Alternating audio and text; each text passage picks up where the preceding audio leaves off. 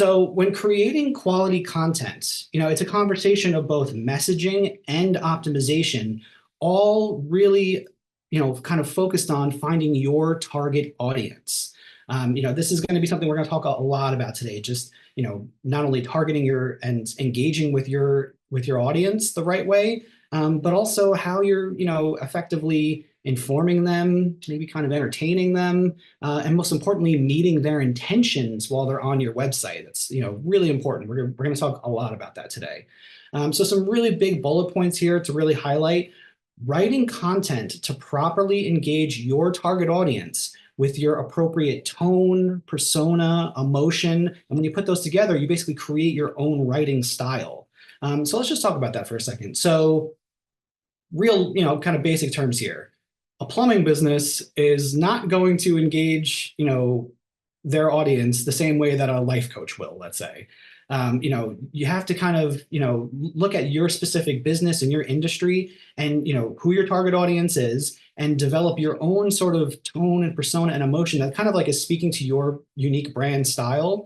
We always talk about branding as kind of like, the visual things, type and images and colors and logo, but the way that you talk to people is part of your brand as well. So, a really big part of your writing strategy has to be coming up with your own unique tone and persona and create that style that really, kind of speaks to who your business is. The second big one here is something that we're going to go over a lot today. Writing content based on the intent of the user landing on a specific post or page of your website. We're going to talk a lot about this in the blogging section mostly, but really kind of understanding that, the way that you write a blog or an article and the way that you're engaging people there should not be the same as, when they go over to, a primary pillar page of your website or a service page where you're talking more about like your business. You have to kind of like think about your website as like steps in a journey, guiding people to kind of like your desired action of getting in contact with you or buying that product or signing up for something. So you kind of have to think about like, the way that you're speaking to your audience from a blog post to a service page, even to your contact page or your sign up page. There's a kind of a strategy that you have to implement there in order to effectively engage people and kind of pull them in and get the desired actions that you want from your website. Some things that we're really going to unpack way more in just a second here: sharing your authentic insights, opinions, knowledge, and skills. We're going to talk a lot about just creating like authentic content in the next block here. But that one too, like I really hope everyone takes that as like a big takeaway from today. And then just, kind of something that I know we talk a lot about in our search engine optimization conversations: targeting topics consistently that relate to your business. So we always talk about topic authority and kind of, speaking to, various conversations and topics and questions that people come up with that relate to your business. So this is kind of the way I always kind of frame this is, think of the services that you offer. Let's say you have 5 services. What are typical sort of like topics, questions, conversations that come up from both new customers that are coming into your business for the first time, but also existing customers who have been with you for a while? And then write content that reflects those conversations, those questions, and those typical kind of like topics that come up. And those are all like little, opportunities that you put out through articles and through writing an FAQ section on your website, blog posts. And the more that you're doing that over time, you're consistently kind of hitting those topics over and over and over again. You're building what we call topic authority. Kind of a good way to visualize this, and actually is kind of like a technical SEO thing as well. It's what we call topic clusters. So think of kind of like your one service is like in the middle, and you're building kind of like little clusters around that topic of all like little subtopics, and they all link back to that primary service in the middle. So, that's kind of the way to kind of think about it. It's like build topic clusters about each particular service that you offer with all like little conversations and subtopics and questions. And that's how over time you're building topic authority. And you're also going to be, meeting some SEO standards as well. So again, we're talking a lot about authenticity today. It's kind of a big, big part of the conversation. So let's talk about EEAT strategy here. So EEAT is an acronym that's kind of created by Google. I want everyone to see this really awesome infographic right here, like perfectly describes it. It stands for experience, expertise, authoritativeness, and trustworthiness. And you'll see right here in this infographic, the trustworthiness is kind of like the middle, it's the most important factor. Everything kind of leads to that.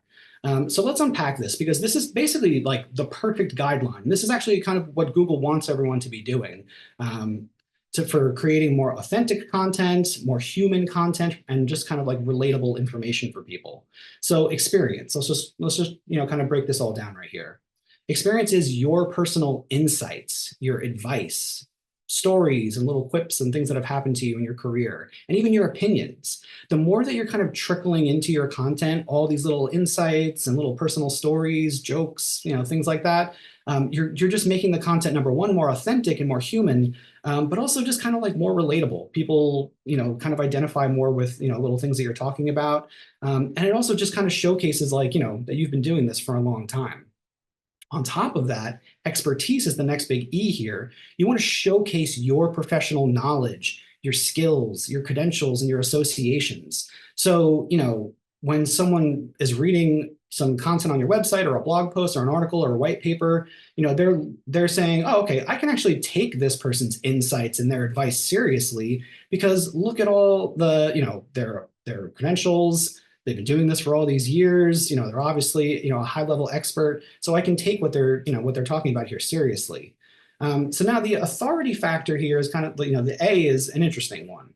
So are you a trusted source of content? This is basically what Google is asking about your website, the more that you're pumping content out.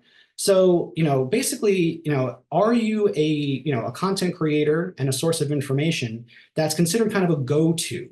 Are people taking your content from your website, articles, papers, and sharing that over on their websites or within their networks? Basically, the more that Google sees your content being shared, especially on higher authority, websites and various online networks, that's all just going to, really help to drive your authoritativeness. Also, the topic authority thing that we just talked about, so important. The more that you're doing that, you're going to get that A, and all of it leads to the big one, trust here in the middle. So Google's going to say, okay, they are consistently putting out quality content that's accurate.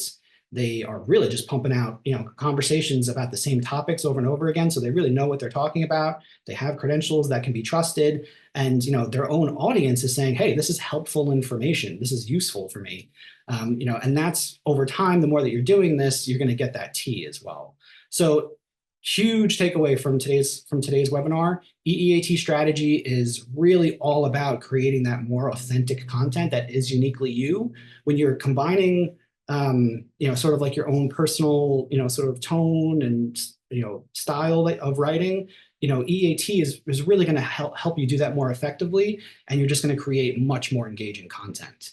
I want to also kind of add in here, because we see this all the time on Alignable lately. There's a lot of content companies and a lot of conversations within various website groups all about AI.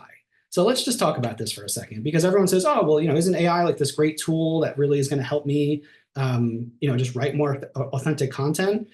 Yes, but also no. So the way that I really want everyone to think about this is that AI is a tool to be more efficient, but don't let it write all of your website content and your blog posts for you. Do not mass produce AI kind of like generic content.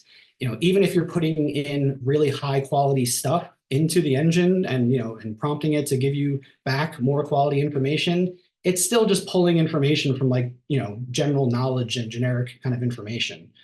Remember that AI is just a tool to kind of help you be more efficient, but human input is really required. You have to give it your personal touch, especially when we're talking about EEAT. You want to engage your audience, again, with your own unique persona and tone, emotion, and style.